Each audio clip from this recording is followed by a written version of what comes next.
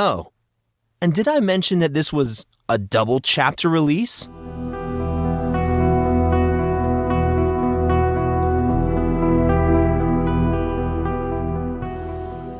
The very first thing he saw were perfectly tan legs and green high heels. Bright green, the kind of green that sparkled under stage lights and lit up from illuminated floor panels. Monson stared at the shoes. Those were so not the heels Miss Miranda was wearing. His eyes stared at the sharp point of the heel, tracing it up the ankle and perfectly rounded calf muscle. That calf muscle bulged rhythmically as its owner shifted their weight. His mind started to wander, but he tore it back, pressing forward with his determined discovery. He continued up the calf to the lower thigh until his gaze fell upon the frayed flare of soft, creamy material. He gaped at the hem of the miniskirt, realization smacking him like a sledgehammer. His lids snapped closed and his head turned to the side as his cheeks burst into embarrassed color. He spoke to Taurus Green with his eyes glued shut. "Taurus, how are you?" Taurus sounded highly amused as she answered, "I'm fab. And yourself?" "My back and head hurt, but besides that, I'm just peachy." "Yeah? Does your back and head have anything to do with you being on the floor?" Monson spoke with watering eyes. Yeah. I tripped right before you got here." "Oh, that's no fun." He laughed. "No, not at all." An awkward silence followed. Well, that was not entirely true. It was awkward for him. On the other hand, by the way Taurus was trying to hold back the giggles, he could tell she was enjoying herself. The patter of shuffling steps told him that she was moving. Relief washed over him. "Good. She's finally figured out why I'm squeezing my eyes shut," he thought. He opened his eyes and started to speak, only to see the same pair of tan legs, even closer than before, literally right next to his face.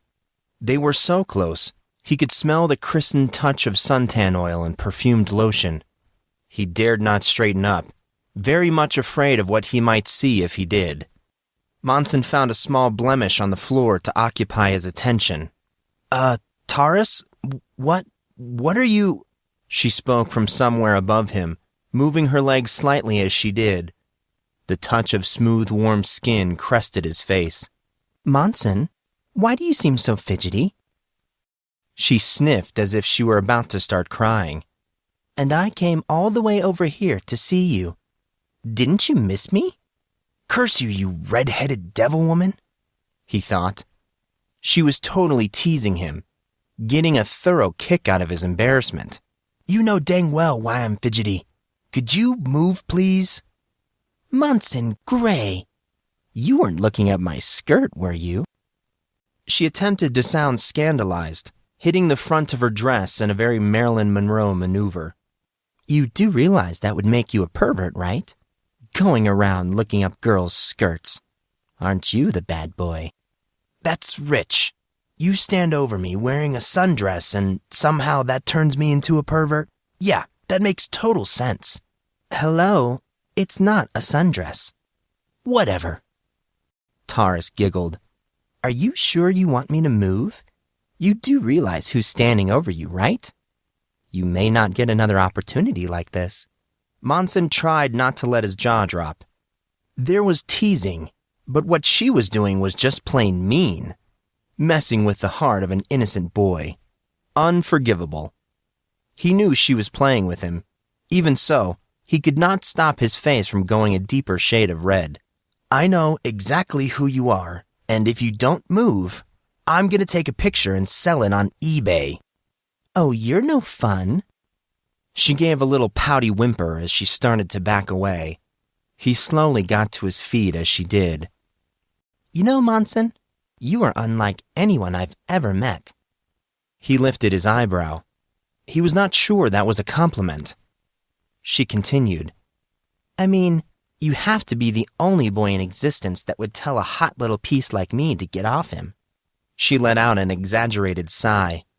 I must be losing my touch. Monson rolled his eyes, feeling the red from his face drain as she backed away. First of all, you weren't on top of me. Practically. He put his hand to his forehead, feeling weary.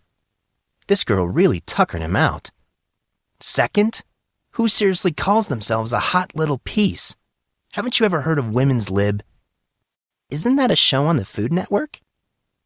Monson felt the tiredness take on a whole new meaning, even as he started to chuckle. Taurus joined, but it sounded a bit on the forced side, like she was not sure why she was laughing. It's great to see you, Taurus, Monson said, relenting to the feeling. It was really great to see her. But why are you here? Aren't you supposed to be performing at some sort of award show? Taurus nodded. Yeah, but something bigger came up, so I had to back out. Back out? Thought Monson. Are you allowed to do that? It was then that Monson noticed the obscurity of Taurus's dress. Not that he was completely oblivious to it before, but now he could see it in its entirety, and was sure he was not going to be exposed to anything inappropriate. The chime of his phone signaled the arrival of a text message. It was from Artorius. Dude, get moving. This thing is about to start. Apparently, we're going to find out who Molly's mystery visitor is. Move your butt. Monson stared at the message, his face going slack, his mind starting to race.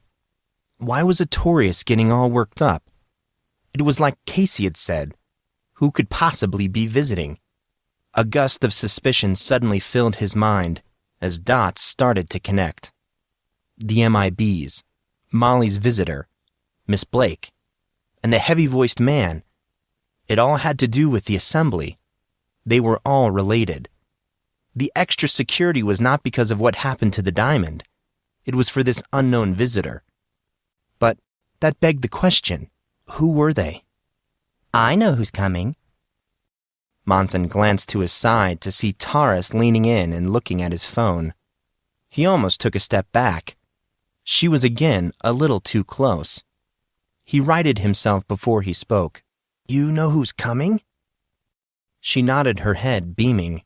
Yep, I've known for some time now. Apparently he's a fan. That's why I'm dressed like that. She winked at him. Bingo. I knew you were smart, even if you don't take advantage of good opportunities. She sighed again unexpectedly. You know, Monson, you're going to make a pop star feel bad about herself. At the very least, you could stare at my cleavage while you talk to me. Taurus! She started to giggle again. Anyway, our visitor is also a fan of Damien, though this is second-hand information, just what I heard from my manager. Apparently Damien and I are doing dinner after my show. Monson interrupted again, confused as to what Taurus was talking about. You're gonna go to dinner with Damien? Where are your reservations? The hospital lunchroom? Taurus cocked her head, giving him a sideways glance. His eyes went wide. What, you don't know? Her eyes went just as wide.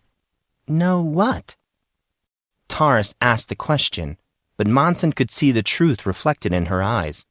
She really did not know. Monson answered. Damien, the Diamond Peterson, was attacked last week. He's in the hospital. It's been all over GossipGuyBlog.com. Taurus rolled her eyes. No wonder. I never get on that dumb site.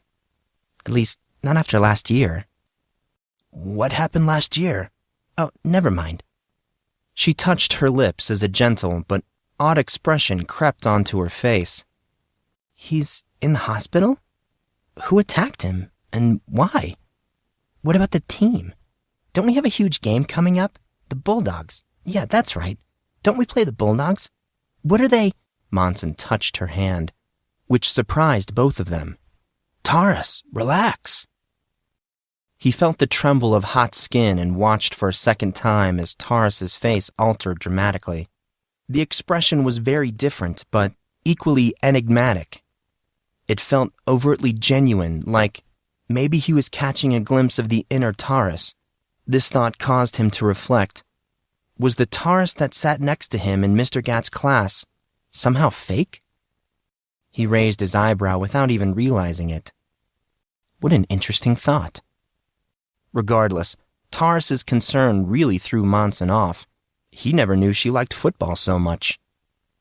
Taurus turned on her heel and tried to take off a little faster than her pointy shoes would allow.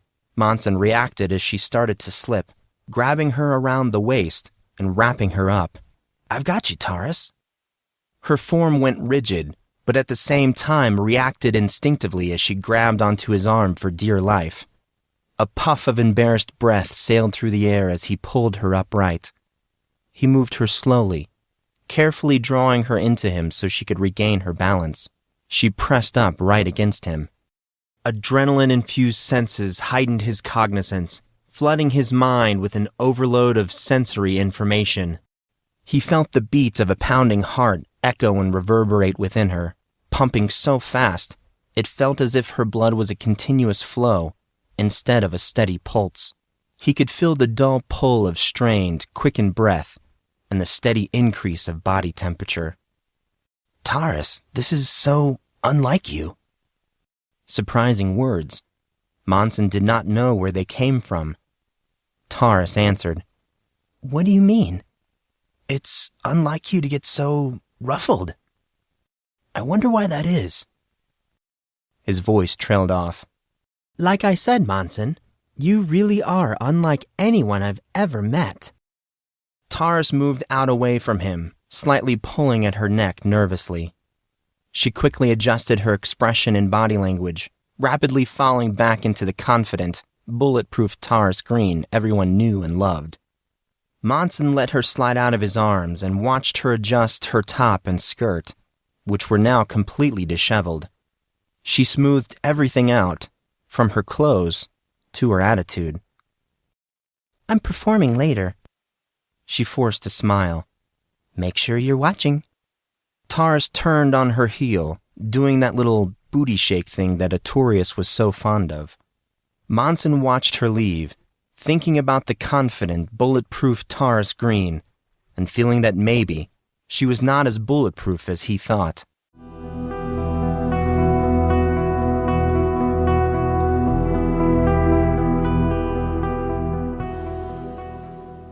After his conversation with Taurus, Monson hightailed it to the modern Coliseum, which looked more like the crazy confusion of a Disney Stars reunion concert than a school assembly. He navigated reporters, news vans, parents, and others, doing his best to remain unseen and unnoticed. As he entered the hall, a quick phone call to Artorius told him where they were sitting. It seemed the school provided a student section for just such an occasion, though Monson still did not know what this particular occasion was. He breached the ground level of the Coliseum, taking a half-second to peer towards the stage and lower levels. What he saw jarred him in the most curious of ways. The massive auditorium-like space was completely transformed. The platform had a sentinel-like dome propped directly on top of it. It was the kind of dome you might see at one of those outdoor amphitheaters, the ones that orchestras often used. In that amphitheater fashion, the dome sat high on the sunken floor of the Coliseum, giving off an almost eerie light from its concaves. The platform was also bigger than he remembered, easily double, if not triple the size of the one used at orientation so many weeks ago. Large projection screens sat to the left, right, and above the half-dome space, with computerized art of manipulated colors and shapes trickling through them. The atmosphere and set looked, felt, and just was completely different from orientation. This engineering masterpiece was astonishing on a variety of levels, so much so, Monson was having problems comprehending it. The massive crowds of people were not helping either. Monson simply marveled at the scene. The buzz of excitement rent the air as Monson drowned in the growing number of excited individuals. He fought against the current and was finally able to find Casey and Artorius. "Is it just me, or do we always seem to be waiting for you?" Monson joined the two in one of the last rows. Thankfully, they were alone, and even a ways off from some of the other students, though the way people were filling in, he was sure that would change. He sat down on the opposite side of Artorius, who, like always, was on his phone. "Sorry about that. Maybe you should have come with me. Then you wouldn't have to wait. Did you guys finally figure out which was better, Mac or PC?" I totally won that argument. Both Casey and Artorius said in the exact same tone and inflection. They glared at each other. "That's what I thought." Monson turned his attention to the growing crowd of students. "So, have they said anything about what's going on?" Not yet. Artorius turned his attention back to his phone. But many of the music students are getting ready to perform. I saw the guys from NSYNC 2 and Backstreet Reborn practicing moves earlier. The Juilliard guy's apparently debuting today too. Artorius gestured towards Casey. What's his name again? I always forget. Boston Timberland. He's super annoying. I can't stand the dude. You know him? Casey nodded. Yeah, I met him last year at Taurus Green's concert at the Gorge. He was one of our backup dancers, but he's one of those people that has a little talent and a lot of connections. He's not a bad dancer from what I saw. Not that I would know, but singing is a different story. When he sings, it sounds like he's murdering a chicken. Should be entertaining at least. Monson scratched at his head, perplexed. They wouldn't have stopped classes for a week, added extra security, and then gathered us all together just for some jumped-up talent show. There's something else going on here. They're probably announcing the candidates for the spring solstice. Monson and Artorius leaned out from their seat, peering around Casey, who was struggling to see over his shoulder. Indigo sat down next to Casey, throwing her feet up in a very unfeminine way. She was conspicuously by herself. Monson let loose a gentle smile when he saw this. It was nice to know that Indigo was comfortable with them. Casey answered at once when he saw who it was. No way, little Harrison. It's too early for candidates to be announced. It's months away. And besides, the school senate hasn't even brought the issue up. Indigo started to answer, but almost immediately stopped. She glanced skyward, thinking. You could be right, Case. I guess I hadn't thought of that. She turned her gaze back towards Casey. The sponsors, then? Casey threw his arms up around his head. Now that's possible. I wouldn't be surprised if they announced the sponsors for the spring solstice and for the Repeaters project. Okay, you two, stop right there. You need to explain. What are the spring solstice and Repeaters project? I got this one, guys. Artorius spoke without looking up from his phone. The spring solstice is the dance at Collin. It's kind of hard to explain if you've never seen it. Do you know what a prom is, Grey? Monson glared at an unflinching Artorius, who was just tapping away at the web browser on his iPhone screen. Fortuitously, Indigo seemed to either miss the question or did not care enough to make the connection, as she did not ask any questions. Monson gave Artorius a soft kick, one hard enough that he quickly turned to glare at Monson. Monson's face was enough to convey the message.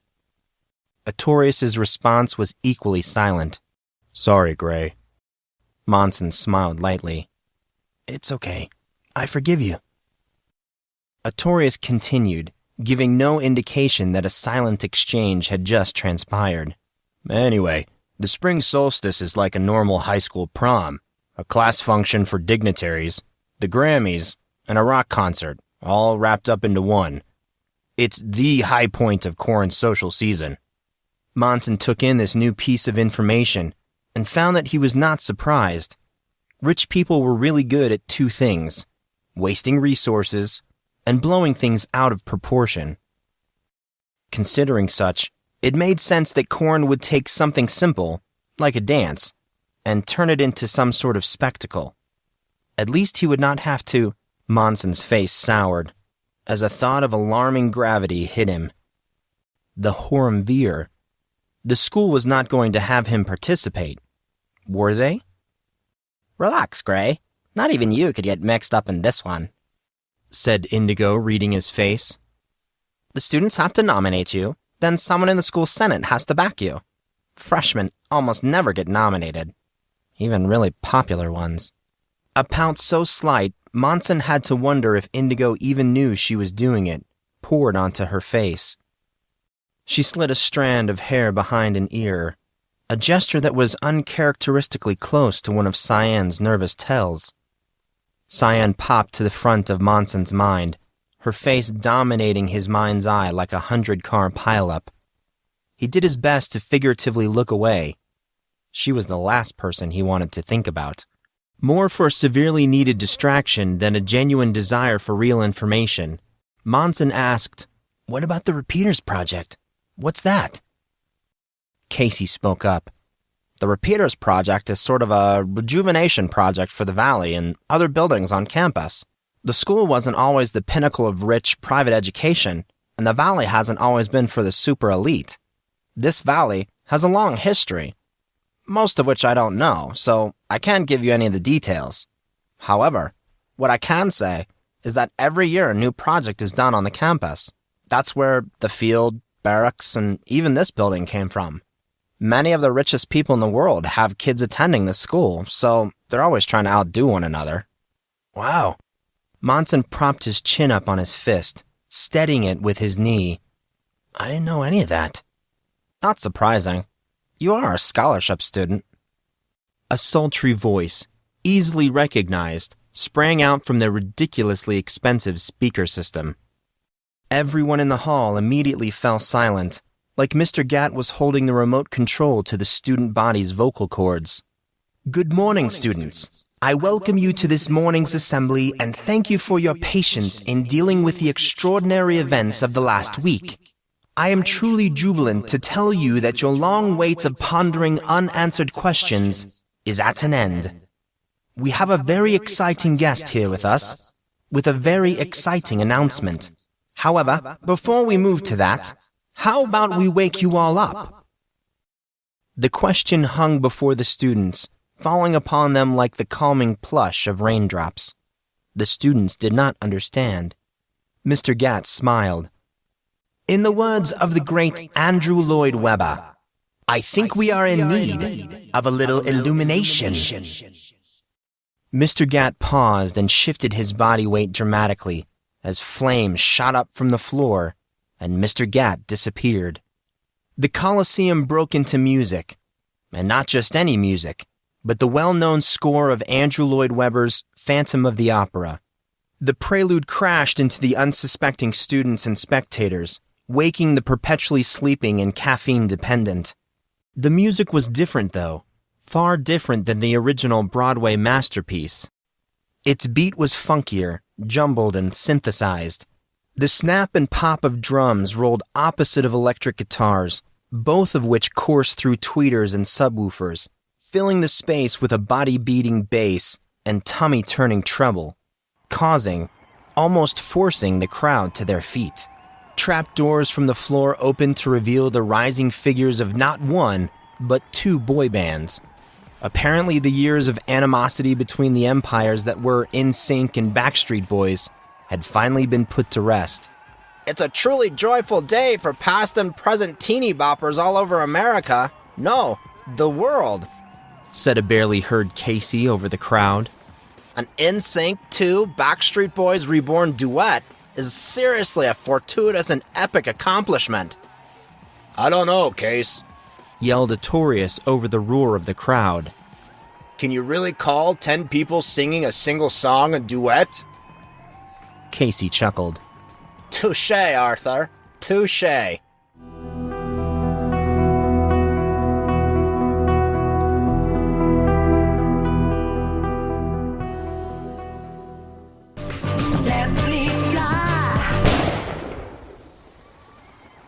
A massive explosion of lights and color echoed in the halls of the Corrin University's modern Coliseum as Taurus Green, standing amongst light, dancers, and fog, let her hand fall as the climactic crest of her final crescendo crushed her completely captivated spectators.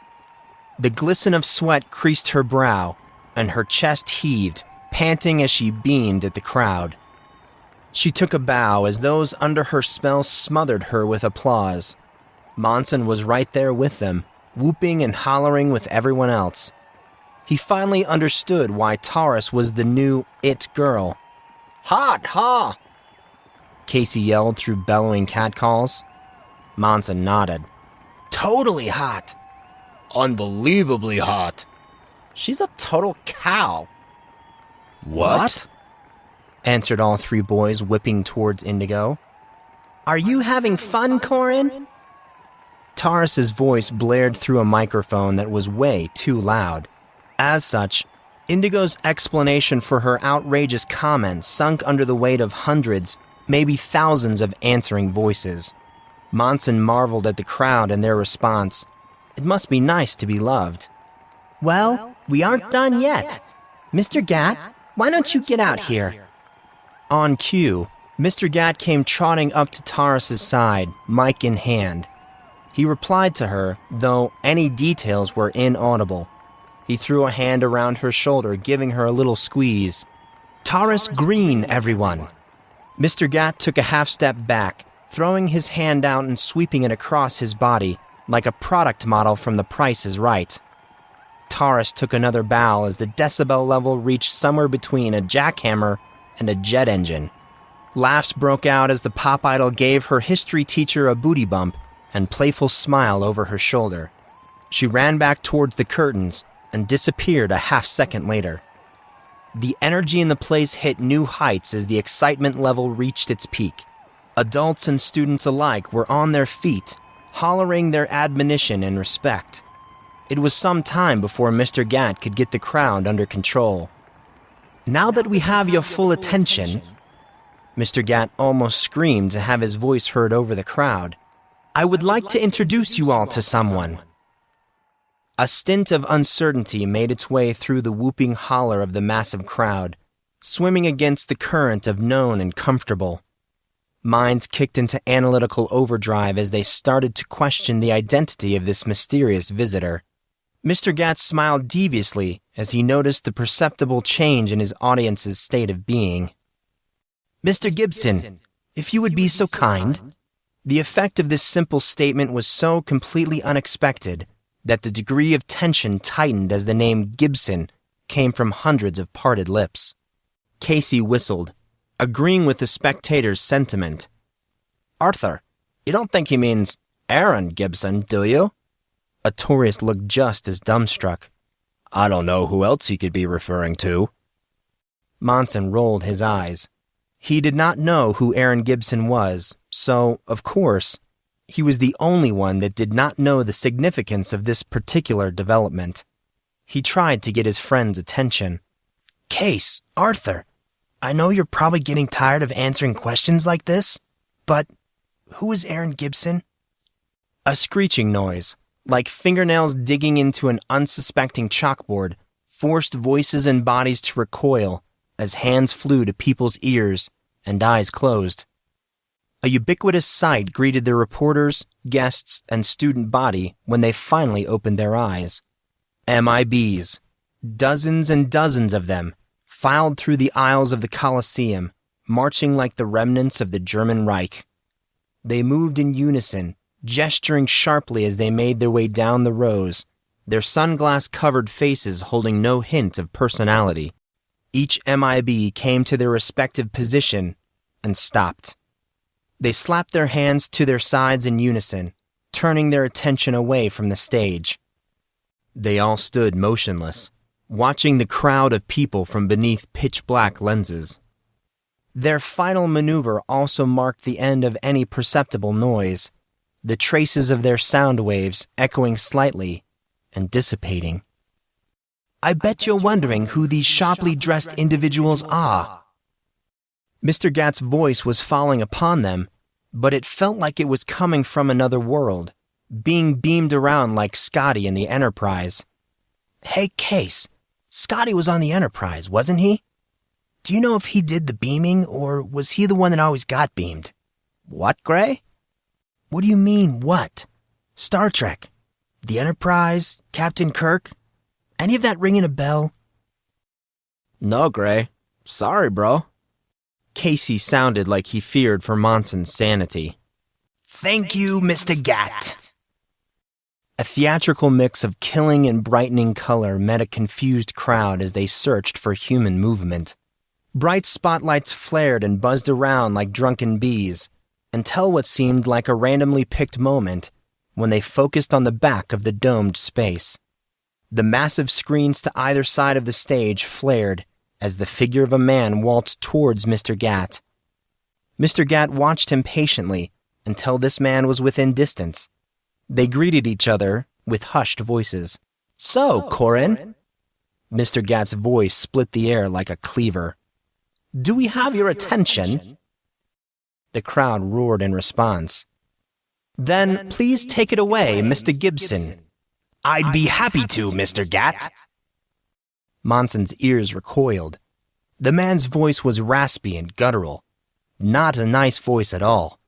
A very sharp contrast to the soothing tones of Mr. Gat. The man continued speaking. I have someone that wants to meet you all. The man looked at his watch. And I think it's about time for him to drop in. The clinkering tinker of machinery led the disconcerted audience members to turn skyward and gape in surprise once more. A massive hanging platform descended from the ceiling.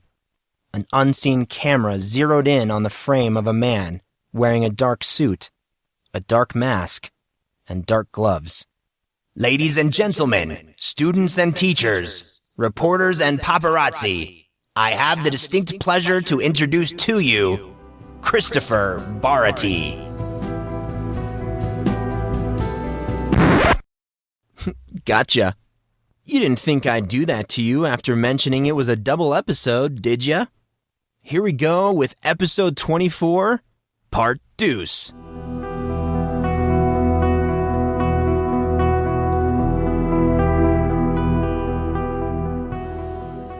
I am Christopher Samuel Barty. A feeling of shock and confusion permeated the air as the audience sat completely dumbfounded. The collective thought was plain to see on the face of every individual. Christopher Barty, the one and only, was here, at Collin, riding a suspended boardwalk floating towards the concert-like setup in the modern Colosseum, as if he were taking a leisurely stroll through the forest. Of all the unexpected developments, this surely topped the charts. The projection screens focused in on the man who is said to be one of the most influential on the planet. As one would envision, Christopher Barty's dress was immaculate, yet very odd. An expensive-looking dark crisp suit with an Oxford white shirt and black silk tie were basic enough. But that is where normalcy decided to check out and go on vacation. Moving down, the perfectly pressed cuff transitioned seamlessly into black leather gloves that glistened slightly from the passing stage lights. Lastly, in a true show of neurotic behavior, Christopher Barty wore a mask. A black leather mask with holes where the eyes and mouth should be. It was the type of mask that would not be out of place in a bank robbery or carjacking. He spoke in an earthy tone that was warm and experienced. Monson was not surprised when the tone came off as familiar. Casey, as always, was the first to cite the obvious. Dude, what's with the mask? Is he just being melodramatic or what? Artorius and Monson reposed, leaning towards Casey. There's no way of really telling. Artorius adjusted his massive frame in his too small seat. Maybe he's just really ugly. Who knows? The three boys snickered. The floating scaffold lowered noisily, the churning of gears highly audible. The concussion wave created from the CEO of the Barty conglomerate's sudden entry still weighed heavily upon people's minds. After all this time, to finally make an appearance, and in the most dramatic of ways, was absolutely, positively unbelievable.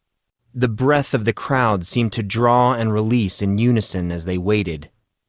After what felt like a multitude of lifetimes, Christopher Barty's airborne barge touched down and connected, clicking as it docked. All eyes focused as he walked towards his assistant, Aaron Gibson. Gibson did not waste time as his boss neared him and fell in behind as Barty took center stage.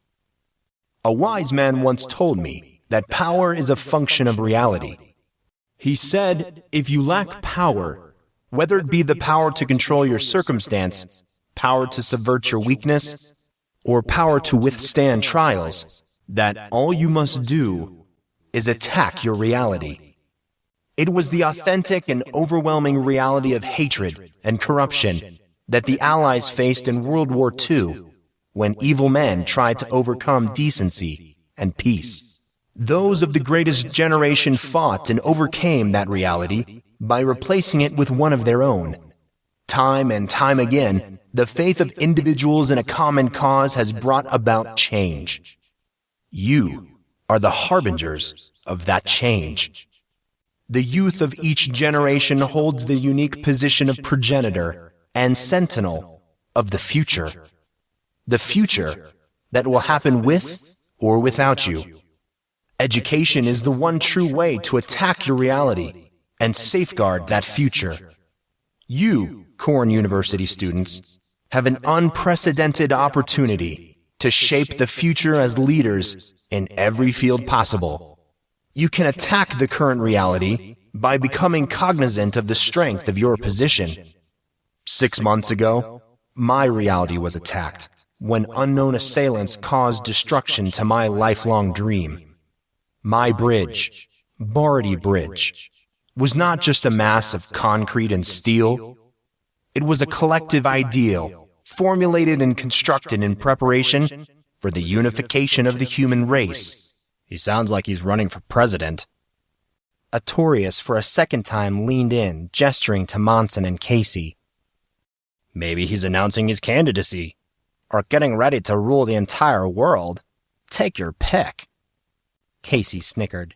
Regardless, the mask might make it difficult to pull in those campaign contributions.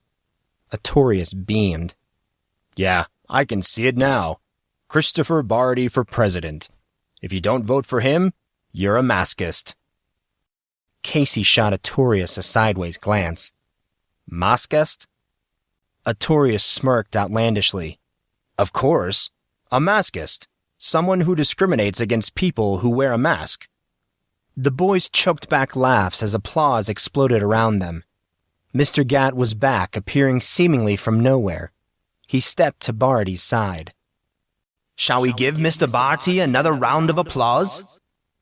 The crowd did so enthusiastically.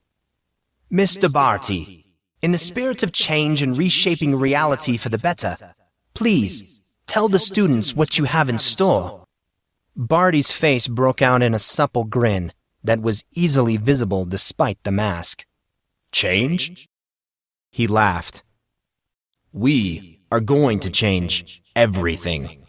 We are going to gut Collin to the core and turn it into a truly unique institution. An institution that will pave the pathway to the very future that has been entrusted to you. Mr. Gibson, if you please. Christopher Barty basked in the admonition of thousands of people as computer-generated images rippled across the surface of the massive screens. Buildings, many of them new and stylized, one after another came in a picture show presentation. Reporters, students, teachers, and spectators alike jumped to their feet in a standing ovation as the final edifice slithered into place with the project name and author embossed upon it. It read, Rejuvenation Project 2012 to 2020, the Barty Conglomerate for Building a Better Future and Overcoming the Shadows of Our Forefathers.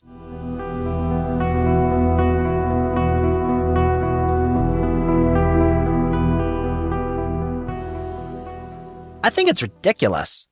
Collin doesn't need another rejuvenation project. Monson, Artorius, Casey, Indigo, and some of her friends sat around the dinner table reconvening after a very long day. Post-concert and project announcement, the staff forced the Collin University students back into mundane routines of classes, clubs, and after-school activities. The football team was especially vigorous, as the rigorous security checks conducted over the past week kept them from the practice field. This interruption was particularly vexing to Coach Abel, who thought that football was more important than breathing.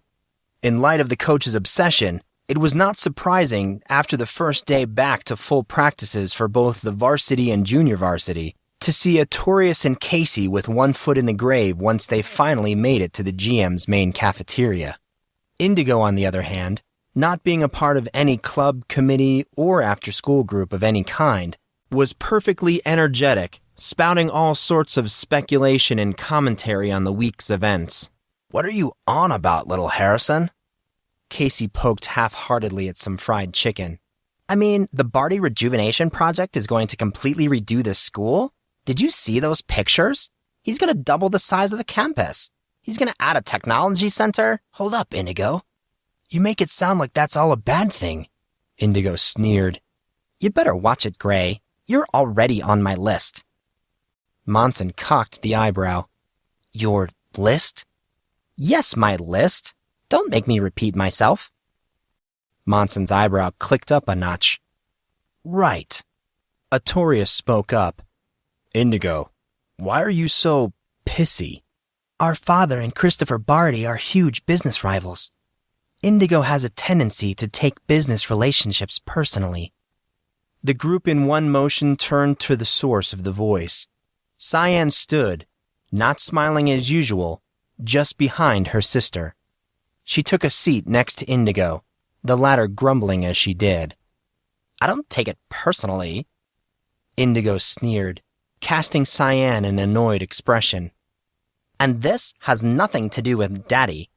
I just think it's pointless to completely redo Corrin's campus." When no one commented, she continued.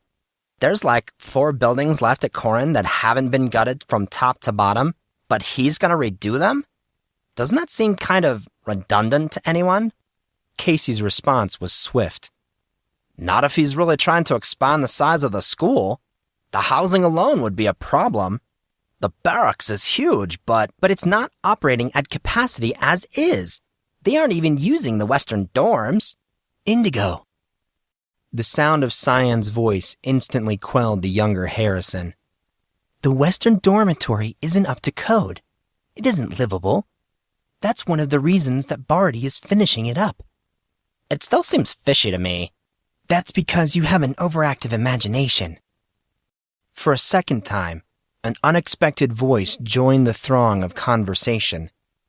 Ignace was standing a ways off from their table, looking the worse for wear. Propped up by crutches, Ignace's right leg was in a large white cast.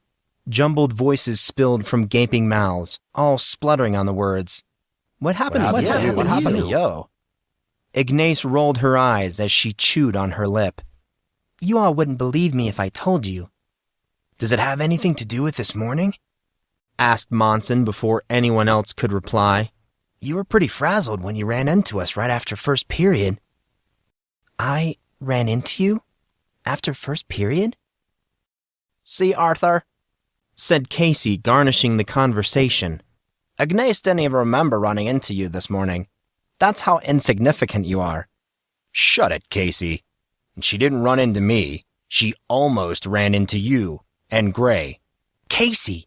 Arthur! Shut up!" Monson glared at them angrily. "Ignace is trying to talk."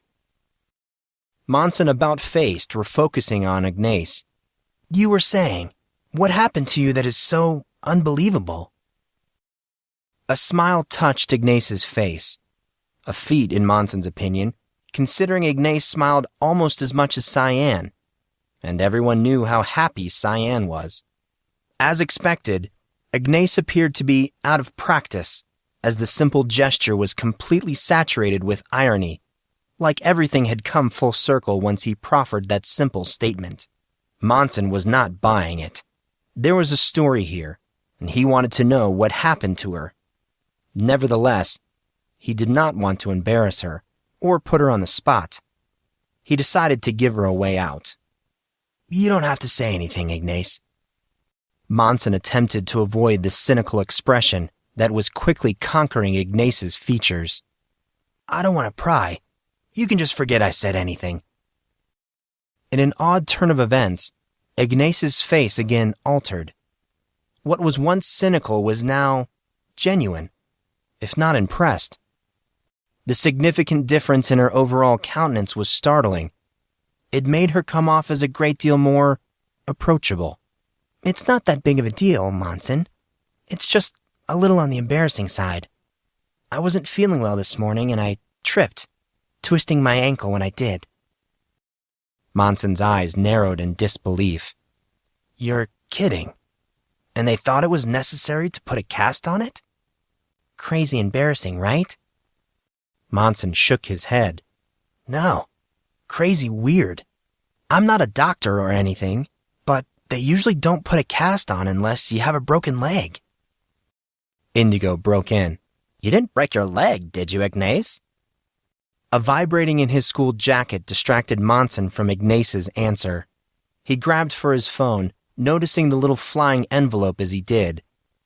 A silly grin made its way onto Monson's face. Taurus. He touched the read icon on his phone. Hey, loser face. Did you see me perform? Wasn't I totally hot? Come on, tell me I was totally hot, winking smiley face. Monson rolled his eyes, but found the smile on his face widening dramatically as he touched the reply button. Taurus, we talked about this. Nobody talks like that. It's almost as bad as your hot little piece comment. If you're going to fish for compliments, you have to be a bit more subtle. Monson waited impatiently for the reply. So, you're saying that I wasn't hot? First you don't want to stare at my boobs, now this? I get it. I'm fat. I think I might cry. Crying frowny face. Monson started to chuckle. That's not what I'm saying. Monson sent the message and started to set his phone down when another little envelope flashed immediately across the screen. He cocked his eyebrows, speaking in a whisper. That was fast. You have a really stupid look on your face right now. What? Spouted Monson aloud. What are you talking about, Taurus? That doesn't make any sense. Just as he said this, he noticed the name attached to the text. Cyan's phone. Monson suffered from an extended moment of blubbering confusion in which he tried to figure out what was happening. This text was not from Taurus. It was from Cyan. But Cyan was sitting next to Indigo, which meant... Monson raced through the mental chain reaction, moving quickly to the conclusion, as he already knew what it meant. He shifted uncomfortably and brought his gaze up, leveling it at Cyan. She was already staring at him. Their eyes met as Monson touched the reply button. Without looking down, he typed, Don't try to knock other people down because of your own inability to smile. And didn't I tell you that we shouldn't speak to one another? Monson pressed the send key, not faltering in his current staring contest with Cyan. He watched as her gaze flickered downward to read his text, her eyes whipping back and forth across her phone's screen. Her face changed as the ever-so-persistent scowl, Cyan's trademark, deepened the longer she stared at the screen. She reestablished their eye contact a half a second later, as her fingers flew across the phone's keypad. Her message appeared moments later. Oh, so you can speak to Taurus, but not me? I didn't realize you were such a fanboy. And don't lecture me about smiling. What reason do I have to smile? Monson felt a pulse of anger. What did she have to smile about? Stupid, ungrateful girl. Just look in the mirror. You'll find plenty to be grateful for, he thought. He started typing. I don't know. How about the fact that you are breathtakingly beautiful? Why don't we start there? Oh, and how did you know it was Taurus I was talking to? Monson pushed send and waited patiently as Cyan started reading. Her curtain of black hair obscured part of her face, making any expression mostly unreadable. He turned his attention to her body language, hoping that he might ascertain something from the nervous flexing of her hand or the pinky she was nibbling on. Time passed. He was not sure how long. Minutes, hours, days, lifetimes. He really did not know. Finally, a message flashed across his restless screen. Except, it was not the one he was waiting for. So, what are you saying? You're in love with me. I knew it. Smiley face. Monson might have been surprised, interested, or intrigued if it had been any other time, but he could not let Taurus's teasing distract him. Not now. His shoulders slumped, his attention drifting back to Cyan. Apparently she was still riveted by his last text as he found her in the exact same position, head down, shoulders hunched, face almost totally blocked from view. Truthfully, the only real perceivable difference in her statuesque state was the white-knuckled grip she had on her phone. He felt a renewed sense of irritation as he scrutinized her. Seriously, what was with this girl? In one quick motion, a motion that did not proceed through the regular internal checks of inappropriate and appropriate behavior, Monson picked up a tater tot and chucked it at her.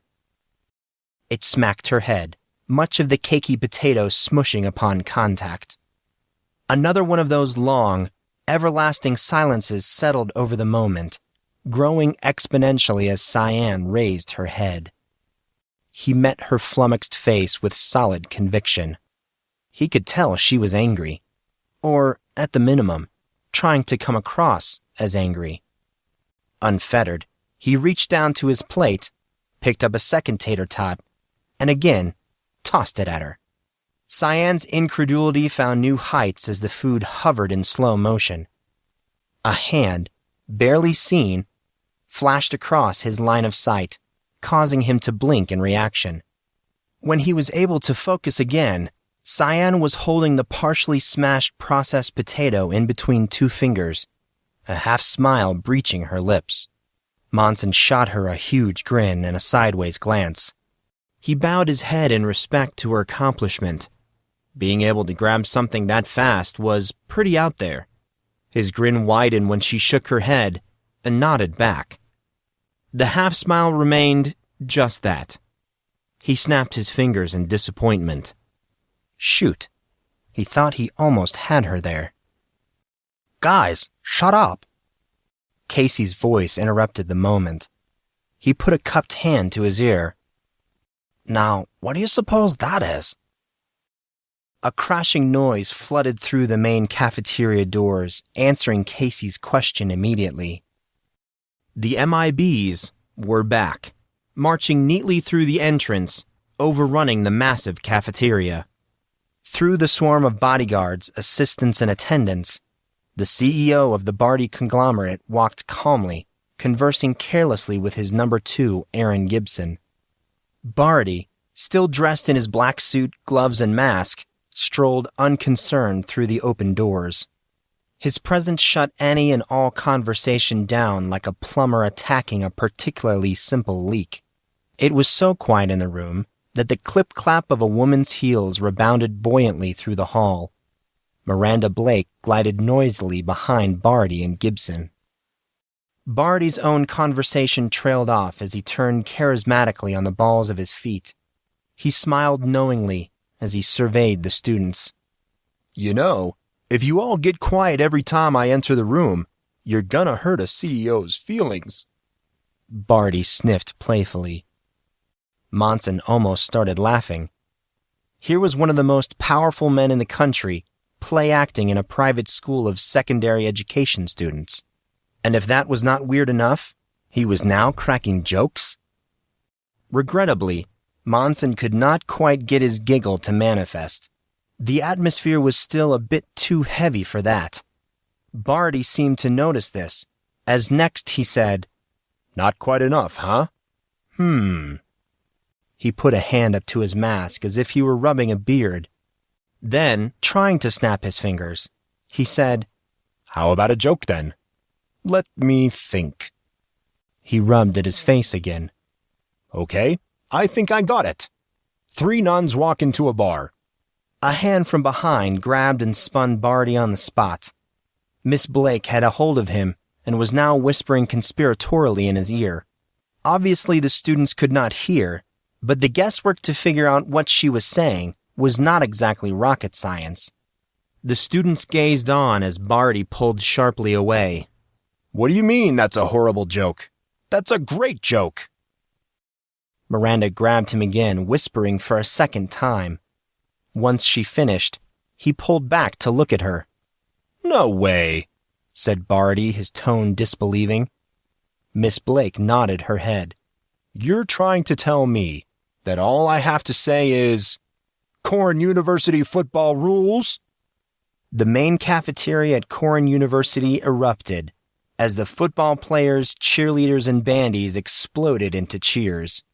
They whooped and hollered, clapped and clamored, yelled and yodeled, all for Christopher Barty. The jubilation was infectious and eventually made its way around the room. Stomping feet and smacking hands gushed as Barty made a florid bow, smiling for all to see. Monson finally let that laugh out as he watched. Things returned to normal from there.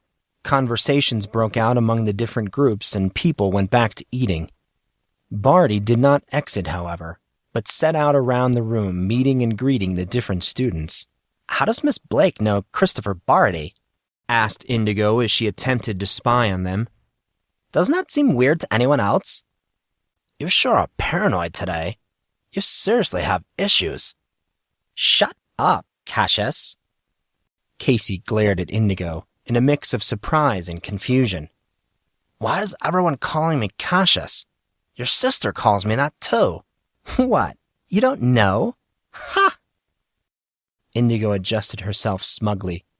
I can't believe you don't know. Well, I'm not going to tell you. Indigo? Yes, Cassius. Casey smiled serenely. You seem to be laboring under some sort of delusion that I care what you call me, but here's an FYI. I couldn't give a rat's wrinkled butt. Indigo scowled, her cheeks flushing with anger. Oh, you know what, Cassius? I don't know if my sister hit you too hard or... Well, it's good to see that the youngest daughter of Guy Harrison has inherited her father's tenacity. Indigo froze, her face tensing ludicrously as she did. She continued to stare forward for a half-second, while everyone else glanced towards the source of the voice. Christopher Barty smiled beneath his mask at the searching faces of the students, taking a step closer to their table. You kids mind if I sit with you for a spell? This old body isn't what it used to be. Two of Indigo's nondescript friends moved to either direction, sliding away from one another, making space for Barty to sit. What followed was incredibly awkward. Barty did not seem interested in speaking to the students about anything specific, or at all for that matter. Really, he just sat there, glancing around periodically and grinning in an unconcerned way. The atmosphere took a turn for the worse when Barty's goons closed in around him, glaring at the students with imposing, unseen eyes. The heavy gloom surrounding the table spiraled as time lapsed on, the passing minutes on the clock eking by, becoming excruciating to bear. Eventually, Indigo did her best to strike up conversation amongst her friends, but met with little success. No topic seemed significant or relevant while Barty sat there. It was as if many of the mundane and petty concerns that hampered them daily lost all importance in the face of something bigger. Ultimately, the privileged teenagers were just a bit too taken by the mysterious Barty. Inwardly, Monson wanted to distance himself from the situation, escape to his room perhaps, but predictably, his curiosity beat out his discomfort. Barty was a complete enigma, even more so than Monson, which was saying something considering he could not remember much of his past and was probably psychotic. Regardless, one thing was certainly true. Molly was right about not making a fuss unless it was absolutely necessary. So, Barty, gotta ask, bro, what's with the mask? Cassius K's voice cleaved the heavy air like Gimli's battle axe from Lord of the Rings, and not the sissy one they showed in the movie, at the big one that was supposedly prevalent in the books. There were very few times in his life Monson could remember being totally speechless, especially considering that his current lifetime was only a few months. But the moment those words left Casey's mouth, he could actually feel his throat tighten. They all waited anxiously for Barty's reaction. To their utter amazement, he laughed. What's your name, son? Cassius K? But you can call me Casey. Everyone does. K, huh? Barty looked Casey up and down as if to size him up. That wouldn't happen to be a K from KK Securities, would it? Casey's eyebrows furrowed. Yeah, that's the company my great-uncle started. Barty laughed a second time and turned abruptly to face Artorius. So, that would make you Arthur Payne, the son of Celine Pomerane, would it not? Artorius nodded slowly. Yeah, but how do you know your mother? I've met her a few times in her shop in Paris. Lovely woman. Barty's attention shifted again, glancing at each of them in turn as he said their names. So, the heir to KK Securities, the daughters of Guy Harrison, and the son of Celine Pomerane? You all go to this school. And your friends? Cyan, Indigo, Casey, and Artorius all affirmed their answer, though it was obvious that they were more than a little baffled. Barty chuckled again in a very ironic way as he addressed Miss Blake. Miranda, why didn't you tell me that you had such influential students? Miss Blake merely scowled sardonically, plainly indicating how disinterested she was in the proceedings. Barty ignored her silence and continued inquiring about the different students around the table. Monson had to wonder if he was reading too much into the situation, but it felt as if Barty was purposely avoiding him, or maybe saving him for later. At long last, Barty's attention turned to Monson, smiling at him cheerfully, even going as far to get up and move so he could sit directly across from Monson.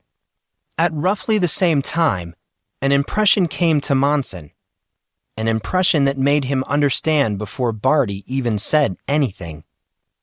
And this is... You know who I am, Mr. Barty. Monson spoke in a low, docile whisper. You knew before you even came over here. So, why don't you go ahead and drop the act? You're not fooling anyone. While reading a facial expression through a leather mask was not exactly an easy task, Monson knew that he was dead on. Barty knew exactly who he was. It's not like I'm hard to miss, Monson thought. Barty was here for a very specific reason, and that reason had to do with Monson.